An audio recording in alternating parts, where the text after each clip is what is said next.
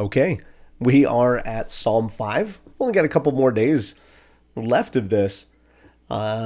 This is Psalm chapter 5. It says, "For the choir director with the flutes, the Psalm of David. Listen to my words, Lord. Consider my sighing. Pay attention to the sound of my cry, my King and my God, for I pray to you.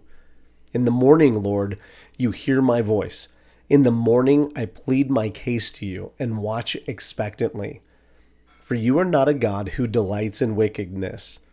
Evil cannot dwell with you. The boastful cannot stand in your sight. You hate all evildoers. You destroy those who tell lies.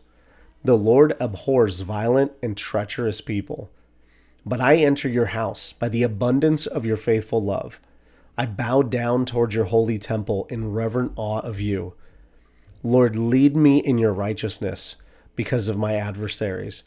Make your way straight before me, for there's nothing reliable in what they say. Destruction is within them. Their throat is an open grave. They flatter with their tongues. Punish them, God. Let them fall by their own schemes. Drive them out because of their many crimes, for they rebel against you. But let all who take refuge in you rejoice. Let them shout for joy forever. May you shelter them, and may those who love your name boast about you. For you, Lord, bless the righteous one. You surround him with favor like a shield."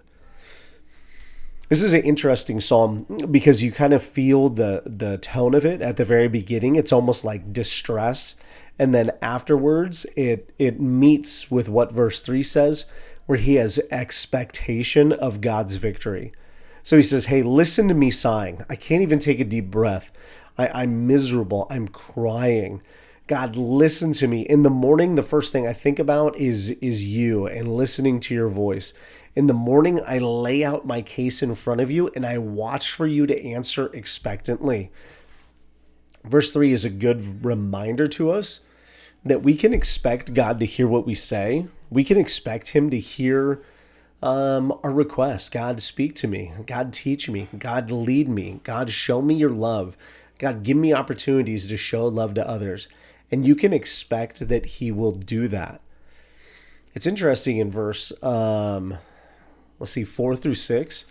It says, "For you're not a God who delights in wickedness." Anything God calls sin, or anything that God says is, hey, this is not good for you, that's really one of the reasons why he dislikes it. Because he says, hey, I know the end from the beginning because I'm omnipresent and because I am above and I'm outside of everything. I can tell you where this is going to go in the long run. And that's why I hate sin. That's why I hate wickedness, because it's not going to be good for you. It's going to be bad for you. It's not a control freak. It's saying, hey, I just want what's best for you. Verse 7, this is really cool. Verse 7 and 8, he says, I enter your house by the abundance of your faithful love. Just knowing who God is, just knowing salvation and relationship with God is just amazing, that he chooses us and allows us the strength to respond to the leading of the Holy Spirit so that we can have a relationship with him.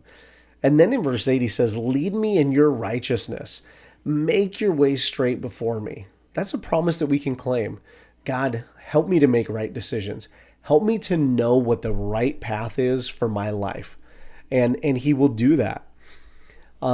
Verse 11, but let all who take refuge in you rejoice. Let them shout for joy forever.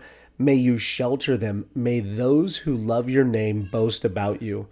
It was a couple of chapters ago, we talked about, hey, I